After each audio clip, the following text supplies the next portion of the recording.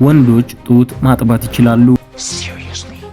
ዛሬ ትንሽ ዘና የሚያደርጉና ከዚህ በፊት ያልተነገሩ አዲስ ጥናቶችን ይዤ መጥቻለሁ። የመጀመሪያው የወንዶች ጡት ጥቅሙ ምንድነው? ሁለተኛው የቅንድብ ጥቅሙ ምንድነው የሚለውን እንመለከታለን። ቪዲዮ ተመችቷችሁ የምታገኙ ከሆነ ሰብስክራይብ እንዲሁም ላይክ ታደርጋላችሁ።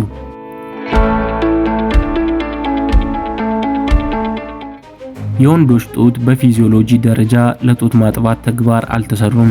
ምንም እንኳን በወንዶች ላይ የጡት ካንሰር አልፎ አልፎ የሚከሰት ቢሆንም ወንዶችም ለዚህ በሽታ ተጋላጭ መሆናቸው አዲስ በወጣው ጥናት ማወቅ ተችሏል። ታዲያ ጥቅሙ ምንድነው ለምትሉኝ፣ አንደኛ የወንዶች ጡቶች የሰውነት ቅርጽን የተመጣጠነ እንዲሆን ያደርጋል።